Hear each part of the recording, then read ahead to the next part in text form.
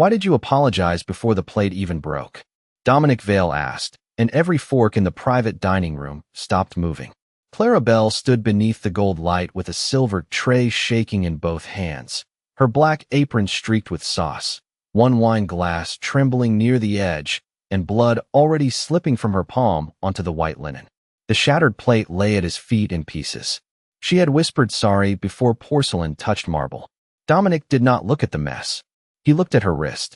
3 hours earlier, Clara had found the receipt folded twice under the garnish station, tucked beneath a lemon wedge like someone had meant for it to disappear with the trash.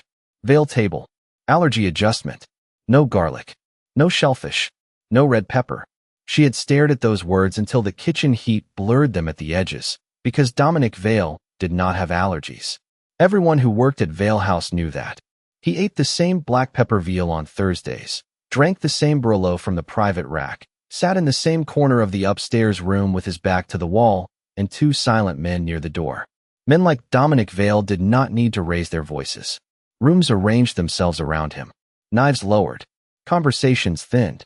Even the camera above the service hall seemed to blink more carefully when he passed beneath it. Clara folded the receipt smaller and slipped it into the hidden seam of her apron.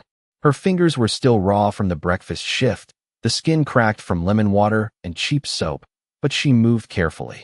Always carefully.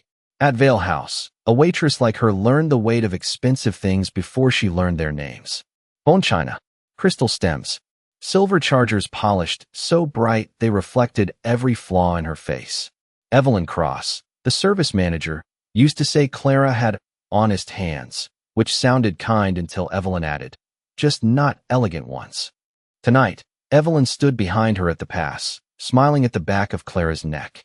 Remember, sweetheart, she said softly. VIP room means VIP standards. No panic. No clumsiness. No little accidents we need to explain. Clara kept her eyes on the tray. Yes, ma'am. And no overtime requests this week. I saw the clinic envelope in your locker. I'm sure your brother's nurses are patient people. The words landed without volume, without witnesses, without a bruise anyone could photograph. Clara's grip tightened around the tray until the edge pressed a red line into her fingers. She did not answer. She had learned that silence could be safer than dignity, but only for a while. Upstairs, the private dining room glowed with candlelight and old money. Dominic sat at the head of the table in a charcoal suit, one hand resting beside an untouched wine glass. His guests laughed too loudly. His men did not laugh at all. Clara crossed the room with the plate balanced in the center of her tray, and halfway between the sideboard and Dominic's chair, she saw it. A pale dusting beneath the red sauce, caught along the gold rim where the kitchen lights had missed it. Evelyn moved behind her. Too close. Careful, she murmured. Clara's heart climbed into her throat. She had 1 second to choose between being blamed and letting him eat. So she tilted her wrist. The plate fell. I'm sorry. Clara breathed before it hit the floor. The crack split the room open. Dominic's eyes lifted, slow and cold. Evelyn was already stepping forward with her perfect smile. Mr. Vale, Clara gets overwhelmed in rooms this expensive. But Clara bent fast, pressing her bleeding hand over the smallest shard before anyone could sweep it away, because the white powder had not scattered with the sauce. It had stuck to the broken gold rim. The powder stayed on the broken rim because Clara kept her bleeding palm over it, even when Evelyn's shadow fell across her. Oh, honey, Evelyn said, loud enough for the table to hear and soft enough to sound kind. Don't touch that. You'll hurt yourself worse. Clara did not move. Around them, the VIP room held its breath. Candlelight trembled inside wine glasses. A man at the far end of the table shifted his chair back half an inch, then stopped when one of Dominic Vale's guards looked at him. The only sound was Clara's breathing and the faint hum of the service elevator behind the wall. Evelyn crouched beside her, perfume. Sharp and expensive, something floral trying too hard to cover the smell of bleach from the kitchen. She smiled like a woman saving an employee from embarrassment. Clara gets nervous with fine china, she told Dominic. We've had a few incidents. Nothing malicious, of course. Just pressure. Clara felt the receipt hidden in her apron seam, damp now from sweat. She looked at the plate. She looked at the linen. She looked at the wine glass Dominic had not touched. It wasn't nerves, she said. The room went colder. Evelyn's hand closed around Clara's forearm, right where yesterday's bruise had turned yellow under her sleeve. "Sweetheart," she whispered, still smiling, "not now." Dominic heard the whisper because men like him survived by hearing things people thought were too small to matter.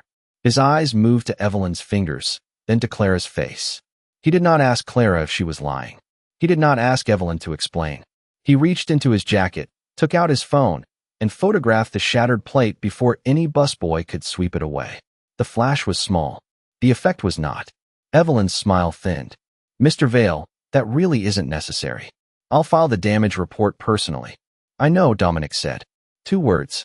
No anger. No volume. But Evelyn's hand left Clara's arm as if the skin had burned her. Clara folded the blood-marked shard into the towel and pushed herself upright. Her knees wanted to buckle. She made them hold. "The plate number is wrong," she said. Dominic's eyes returned to her. "Say that again." Clara swallowed. "Your plate should be marked V1. This one says V7 under the rim." V7 was for the empty seat. A faint scrape moved through the room as someone's fork touched porcelain. Evelyn laughed once, gentle and embarrassed on Clara's behalf. She memorizes strange things. It's part of the anxiety. Clara looked toward the sideboard where the spare service tickets sat clipped in a brass holder. The ticket changed after Chef signed it. Evelyn stepped in front of the holder before Dominic's gaze reached it. Too fast.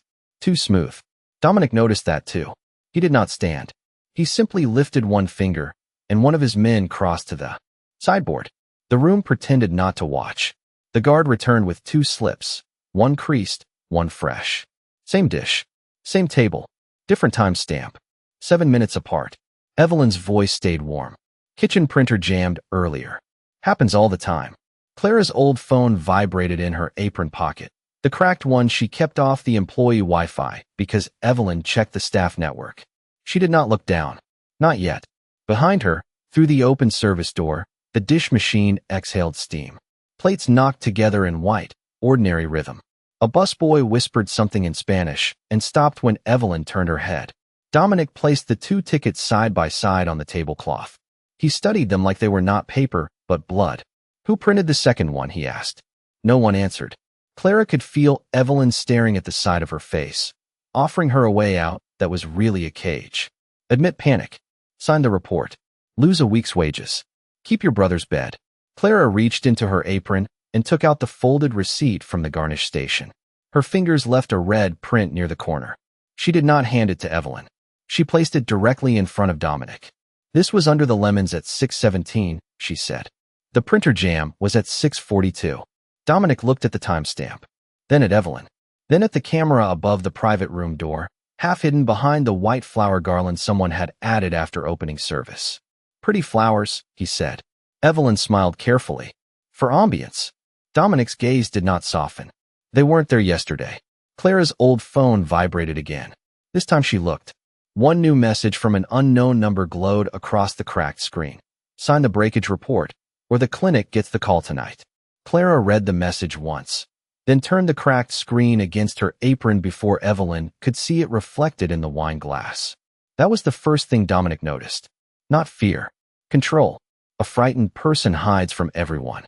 Clara hid the phone only from one woman. Evelyn was still smiling, but the corners of her mouth had stopped matching. "Mr. Vale," she said, folding both hands at her waist, "I'm afraid this is becoming uncomfortable for your guests." Clara is a dedicated girl, but she has a tendency to catastrophize. Some employees carry their home stress into service. Clara's throat tightened. Home stress. That was what Evelyn called an unpaid hospital invoice folded inside a locker Bible. That was what she called a brother with a plastic bracelet around his wrist and a nurse who had learned to say balance due without looking cruel.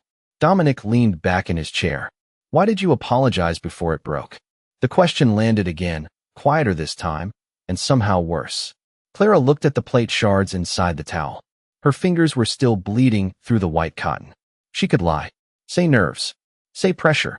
Say she was clumsy in rooms this expensive. Those were safe words because Evelyn had written them for her over months of write-ups and payroll deductions. But the receipt on the table had her bloody fingerprint on it now. Some truths, once touched, could not be put back clean. "Because she always takes it from my check," Clara said. No one moved. Evelyn's face softened into pity so fast, it almost looked practiced. We follow policy, sweetheart. Breakage deductions are standard in hospitality. Not in New York, Dominic said. Still low. Still calm.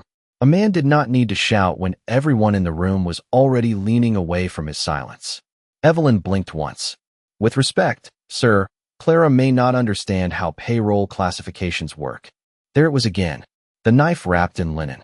Clara not as witness. Clara as girl. Clara as body.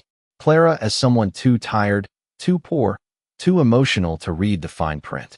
Dominic's eyes dropped to Clara's wrist. The sleeve of her black shirt had ridden up when she pressed the towel tighter. For fading marks circled the bone, not random, not from carrying trays. A thumb on one side, fingers on the other. He saw it. Clara knew he saw it because the temperature around him changed without his face moving. Who grabbed you? He asked. Evelyn answered first. No one grabbed her. Dominic's gaze did not leave Clara. I asked her. Clara swallowed. Her old phone vibrated once against her ribs and stopped. A deleted voicemail notification flashed for less than a second before the screen went dark. She had not deleted anything. Her palm tightened around the towel. I don't know his name, she said, but I know his voice. Evelyn's perfume seemed louder than the candles. Clara. Just the name, sweet and warning. Clara looked past her, toward the camera over the doorway, half blind behind the garland. He was in the service hall at 6:32. He said the wine cellar door sticks if you pull too hard. Dominic's head turned a fraction. One of his guards wrote something into his phone. Evelyn gave a small laugh. The staff passes rumors all night. That doesn't mean anything. It means he had been in the cellar, Clara said. Her voice was not loud, but it had stopped shaking. Only people with a second key card know that door sticks. The room took that in slowly, like poison under the tongue. Dominic lifted his hand. Key log. His guard left without a sound. Evelyn reached for the towel in Clara's hands. Let me dispose of that before you bleed on Mr. Vale's table. Clara stepped back. It was only 6 inches, but it changed the shape of the room. No, Evelyn froze. Dominic looked at Clara differently then. Not softly. Not with trust. With attention. The kind of attention men like him gave locked doors and loaded guns. The guard returned and bent close to Dominic's ear. He did not whisper quietly enough. 2 entries. Same minute. Evelyn Cross. And a second card with no assigned name. Clara looked down at the bloody towel, then at the smallest shard hidden inside it. Under the stuck red sauce and white powder, she saw something she had missed before. A pale blue fiber caught in the broken gold rim, the exact color of the disposable gloves kept only inside the locked wine cellar. The blue fiber clung to the gold rim like a thread pulled from a much larger lie. Clara saw it first, because she had been trained to notice what rich rooms expected poor women to clean before they understood. Dominic saw her see it. Evelyn saw both of them see each other, and for the first time that night, her smile arrived a second late. Mr. Vale, she said, smoothing the front of her black blazer, we can keep dissecting a serving accident, or we can let your guests finish dinner with a little dignity. She turned toward the table with a soft, apologetic laugh. I'm sorry everyone had to witness this. Clara is usually very sweet when she's rested. A woman in pearls near the far end of the table looked Clara over, not cruelly enough to be obvious, just long enough to make the apron feel heavier. Maybe someone else should serve, she said. For her sake. For her sake. Clara had heard that phrase before. It was what people said when they wanted her removed without admitting they wanted her gone. Evelyn reached into the leather folder tucked beneath her arm and pulled out a damage report already clipped to a pen. The paper was clean. Too clean. No sauce smear. No rushed handwriting. No blank space where the time should have been. Just sign here, sweetheart. Evelyn murmured, lowering her voice as though offering mercy. You can go downstairs, wash your hand, and we'll make this small. Clara looked at the word negligence printed beside her name. Clara Bell. Server. Incident. Dropped VIP plate due to visible distress. Her name tag had twisted sideways during the fall. She straightened it with 2 bloody fingers before touching the pen. Then she set the pen down. No, the word was small, but it traveled. Evelyn's eyes flicked to Dominic and back. I beg your pardon. Clara kept the towel wrapped around the shard. I won't sign something I didn't say. One of the VIP guests gave an uncomfortable cough. Another checked his watch, as if injustice was rude because it was running long. Dominic remained seated. He did not rescue her. Not yet. He was watching the way the room pushed on her from all sides, waiting to see whether the truth bent or broke. Evelyn's voice stayed gentle. Clara, refusing a routine report will only make this harder for payroll. I know you're under financial pressure. We all sympathize. But this is a professional room. Clara lifted her eyes. Then check professionally. Silence settled over the table like a black cloth. Dominic's mouth did not move, but something in his gaze sharpened. Evelyn had expected tears, apology, maybe panic. She had not expected grammar. She had not expected Clara to place the receipt beside the unsigned report and align the corners carefully, like evidence in a courtroom. Dominic finally spoke. Run the route again. Evelyn's head turned. Sir. Same plate. Same tray. Same walk. Evelyn recovered quickly. With respect, Mr. Vale. That may humiliate her further. She said check professionally. The guard near the sideboard moved before Evelyn could answer. A clean plate was set on Clara's tray. Empty. Heavy enough to matter. Clara took the tray with her left hand because her right was still bleeding, and the room seemed to lean forward to see if the big girl would shake, stumble, prove their private judgment correct. She did not. She crossed from the service door to Dominic's chair. Each step measured across the marble, past the wine station, past the flower-covered camera, past the brass sideboard where the tickets sat. At the midpoint, she shifted 3 feet left. Not dramatic. Not enough for most people to notice. But Dominic noticed. So did Evelyn. Why did you move? He asked. Clara stopped with the tray level. Because that's where the cart was. Evelyn smiled. There was no cart. Clara looked at the polished floor. There was at 6:32. The guard checked the private room camera on his tablet. The garland blocked half the service entrance, but not the floor. A thin crescent mark showed near the marble seam, fresh and pale where a rolling cart had scraped the wax. Evelyn clasped her hands tighter. Maintenance moves equipment all evening. Dominic looked at the scrape, then at the damage report in Evelyn's folder. Funny, he said softly. Your report was printed at 6:29. Evelyn had written the accident down 3 minutes before Clara was supposed to have it. The room did not react all at once. It tightened in layers. First the guest stopped pretending not to listen. Then the guard with the tablet looked up from the footage.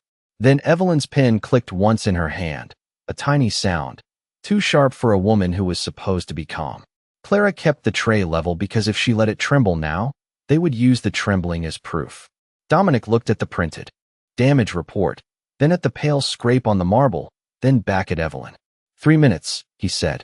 Evelyn gave him a patient smile, the kind used on difficult customers and tired children. The system preloads incident templates when a high-risk server is assigned to a VIP room. It saves time. It sounds uglier than it is. High risk, Clara repeated.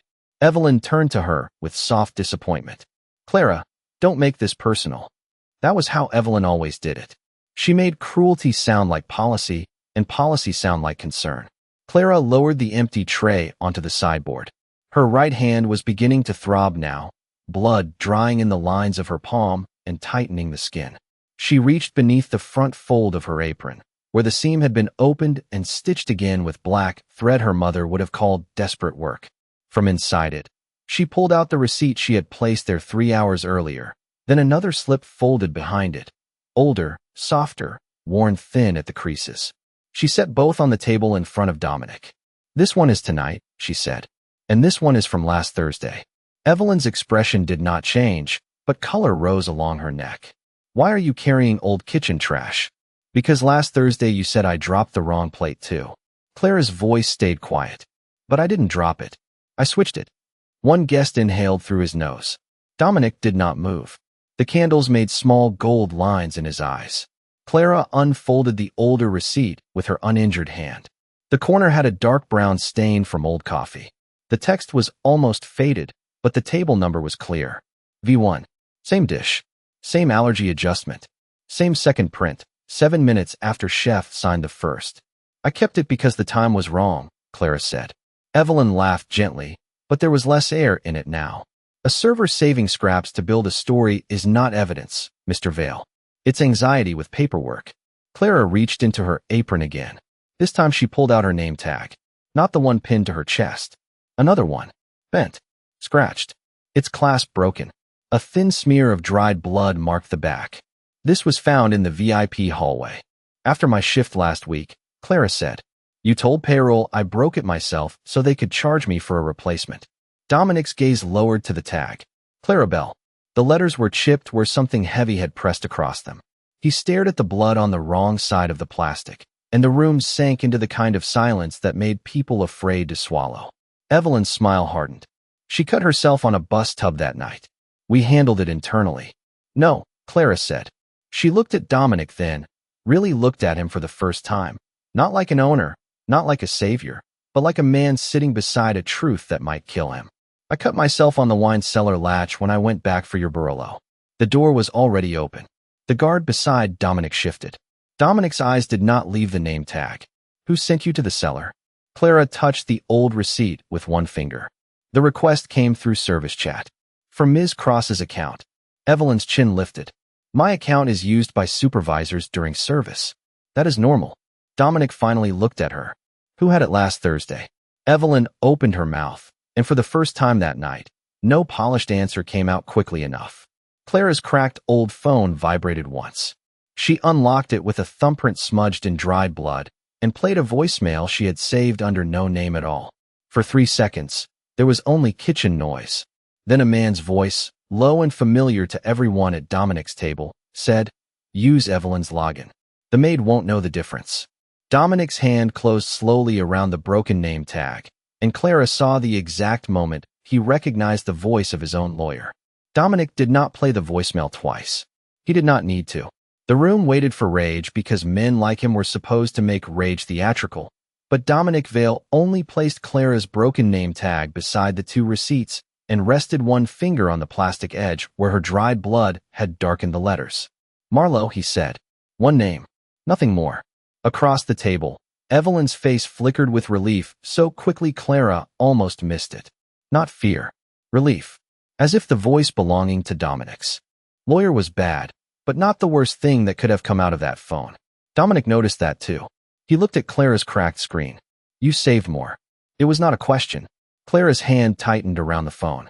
The dish machine hissed behind the service door, sending a breath of steam through the crack, warm and ordinary, like a kitchen could keep being a kitchen while a life came apart upstairs. Somewhere below them, plates clattered into racks. Someone laughed too loudly near the bar and stopped.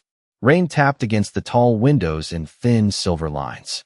Clara looked at the unpaid hospital invoice folded behind her phone case, the one she had carried for 11 days because if it stayed in her locker, Evelyn would see it. "I don't want money," she said. Her voice scraped a little, but it did not break. "I want my brother's bill taken off her tongue." Dominic's eyes lifted to hers. "Explain." Clara slid the phone from its cracked rubber case.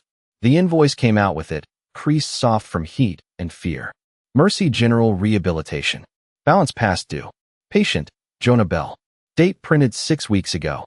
Across the bottom, in blue ink that was not Clara's, someone had written Friday, 5 p.m. She puts dates on them, Clara said. "Not because she pays them. Because she likes reminding me when I can't." Evelyn exhaled through her nose, almost sympathetic. "Clara, private hardship doesn't belong in Mr. Vale's dining room." Dominic turned his head slightly.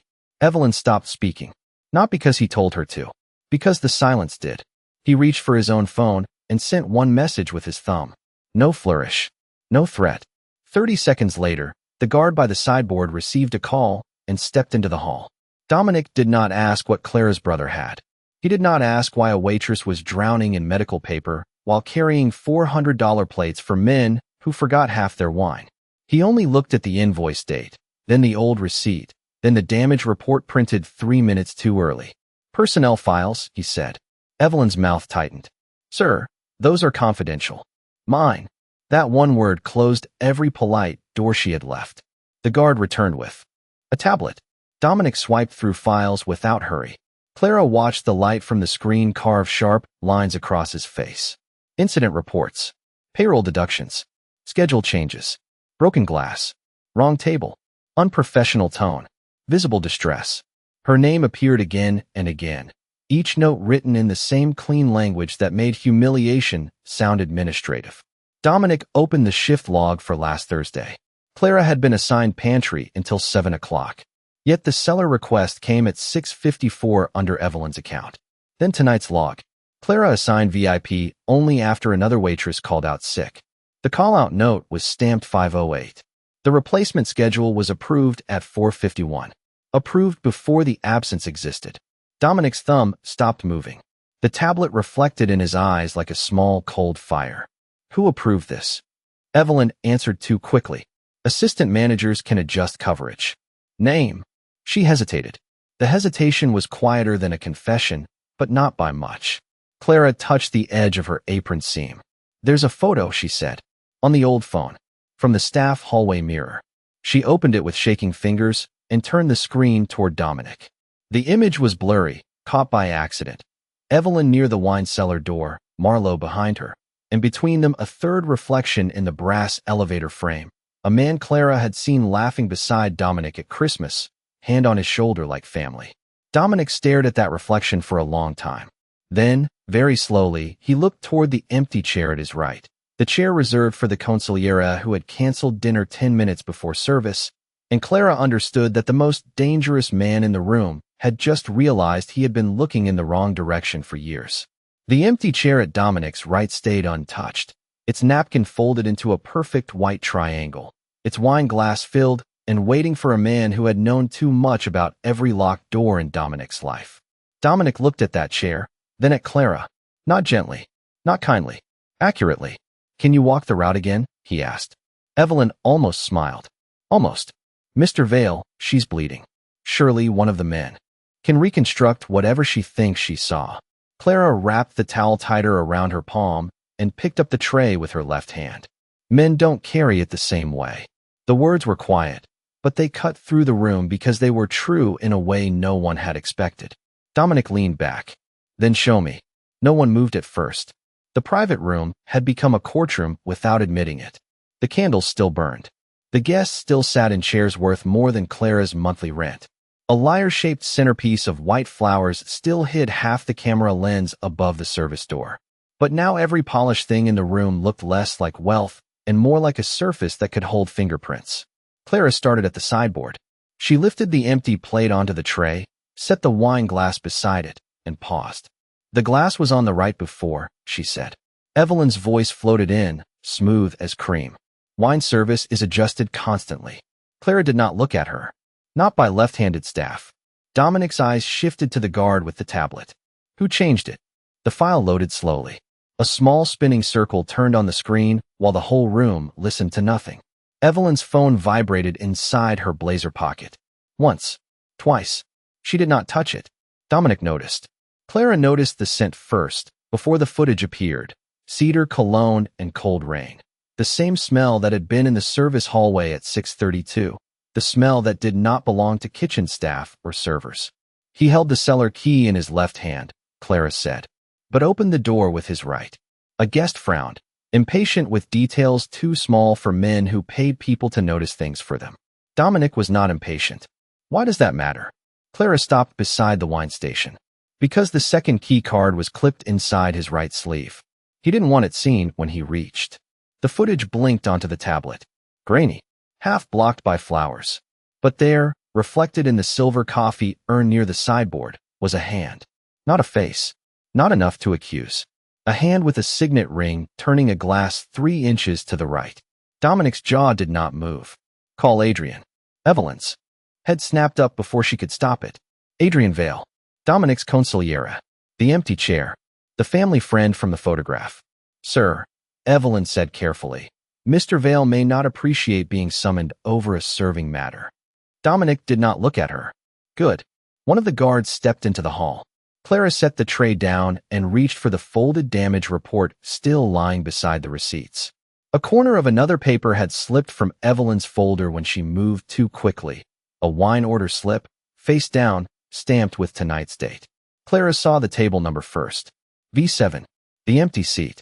Not Dominic's. That slip wasn't for his plate, she said. Evelyn's smile finally cracked at one edge. You should stop now. Clara picked up the slip and turned it over. The ink was fresh. The order was for Brulot from Dominic's private rack, released under Adrian's authorization at 6:31, 1 minute before the voice in the hallway. Dominic took the slip from Clara's hand, and placed it beside the old receipt, the broken name tag, the hospital invoice, and the shard wrapped in blood-stained cloth. Evidence did not look dramatic when laid flat. It looked small, cheap, easy to throw away. That was why Clara had kept it. The service elevator chimed. Every person in the room turned. Adrian Vale stepped out in a dark overcoat, rain still shining on his shoulders, his left hand bare, his right sleeve buttoned too tightly at the wrist. He saw Dominic first, then the table, then Clara standing beside it with the tray in her hand. For 1 second, his face remained warm and familiar. Then his eyes dropped to the wine slip, and Clara watched him understand that the maid who was supposed to sign the lie had learned how to set the table against him. Adrian looked at the table the way a man looks at a body he expected to stay buried. The warmth left his face in such a controlled way that only Dominic would have known it was fear. Evelyn lowered her eyes. Clara kept both hands on the tray because if she let go now, the room would remember her as shaking instead of standing. Adrian, Dominic said. Not cousin. Not brother. Not the name he used when they were boys running through the back hall of his father's restaurant. Just Adrian. The consigliere gave a small smile and removed his wet overcoat slowly, buying seconds with manners. Dom, I came as soon as they called. I'm told one of the staff has created some confusion. His eyes passed over Clara like she was furniture that had learned to speak. No offense meant. Clara had been made small by better men than him and worse men than him. She knew the shape of it. No offense usually meant every offense delivered. Dominic did not answer. He pushed the wine slip toward the center of the table with 2 fingers. Explain it. Adrian glanced down. Private rack release. Standard. 4v7, Dominic said. The empty chair seemed to grow louder. Adrian's smile held. You asked me to reserve that seat in case I made it. I didn't. Silence moved through the room like a blade being unsheathed. Evelyn stepped forward, voice soft, practical, motherly. Mr. Vale, there may be a scheduling misunderstanding. The girl has been under stress, and now everyone is reading patterns into ordinary service errors. Clara reached into her apron before Evelyn finished speaking. Not for the receipt. Not for the name tag. For the old phone. Its cracked screen lit her fingers blue. It wasn't ordinary, she said. Adrian's eyes touched the phone, then flicked away. Too quick. Clara saw it. Dominic saw her see it. The voicemail was only 3 seconds because I panicked and stopped it, Clara said. But the backup kept recording. Evelyn's perfume turned sharp in the closed room. Adrian's jaw shifted once. Clara set the phone on the white tablecloth between the plate shard and the hospital invoice. The little device looked pathetic there, with tape on one corner and a charger port that only worked if angled upward. Then she pressed play. For a moment, there was only kitchen noise, steam, running water, a bus tub sliding metal against tile. Then Marlowe's voice came, low and irritated. Use Evelyn's login. The maid won't know the difference. A pause. Then Adrian, unmistakable, closer to the recorder, almost bored. She doesn't have to know. She has to break it, sign it, and disappear before Dominic checks the cellar. No one breathed. The audio continued. Evelyn's voice came last, thin and anxious beneath the polish. And the brother?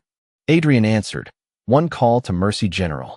Beds get moved every day. Dominic went very still. It was not the stillness of a man planning violence. It was worse. It was the stillness of a man realizing violence had already been done in his name, inside his walls, under his roof, while he sat 10 feet away and called it order. Clara watched the color drain from his face, not dramatically, just enough to make the candles look warmer than his skin. For the first time all night, Dominic Vale could not speak.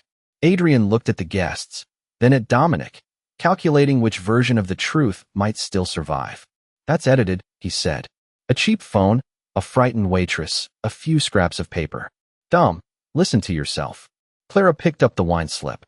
Then why did you say cellar before anyone told you the plate came from there? Adrian's mouth closed. It was such a small mistake. That was why it killed him. Dominic looked at Clara then, and pain crossed his face so fast most people would have missed it. Not pity for her. Shame. He had looked past her 100 nights. Past the apron. Past the name tag. Past the careful woman who knew his house better than his blood did. The security tablet chimed. A file finished loading. Dominic turned it toward the room. Footage from the wine cellar appeared. Not the blocked VIP camera, not the flower-covered lie. A hidden service camera reflected in the glass cabinet showed Adrian placing a blue-gloved hand on the private rack, Marlowe beside him holding a contract folder, Evelyn at the door checking the hall. At the bottom of the screen, Clara passed by with a tray, stopped for half a second, and looked directly at the blue gloves. That was the moment she had understood enough to become dangerous. Dominic closed the tablet. He took Clara's broken name tag, placed it on top of Adrian's wine slip, and looked at his cousin with eyes emptied of family. "Call my attorney," he said softly. "Call my attorney," Dominic said softly, and that was when Adrian stopped being family in that room. He reached for his phone, but two guards were already beside him, not touching him yet, just close enough to make the choice feel smaller. Evelyn tried to sit, missed the edge of the chair, and caught herself with one hand on the white tablecloth. No one laughed. Not now. Dominic did not order blood. He ordered records. By midnight, the wine cellar was sealed. The contract folder was photographed page by page. Marlowe's access was frozen, and Evelyn's service office was opened in front of 3 witnesses and a camera that no flowers could cover. They found payroll deductions in neat folders, staff tips redirected into breakage recovery, signed incident forms Clara had never seen, and a list of hospital contacts with Jonah Bell's name highlighted twice. By morning, Marlowe was suspended from every Vale account and facing a formal criminal complaint for fraud, coercion, and conspiracy.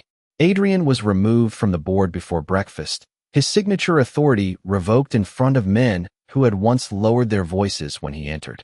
Evelyn was fired in the dining room, not in a back office where shame could be hidden. Dominic made her stand beside the same table where she had called Clara overwhelmed, sweet, anxious, high risk. Then he read the corrected report aloud. Clara Bell did not drop a plate due to negligence. Clara Bell prevented tampered food and concealed documents from leaving this restaurant.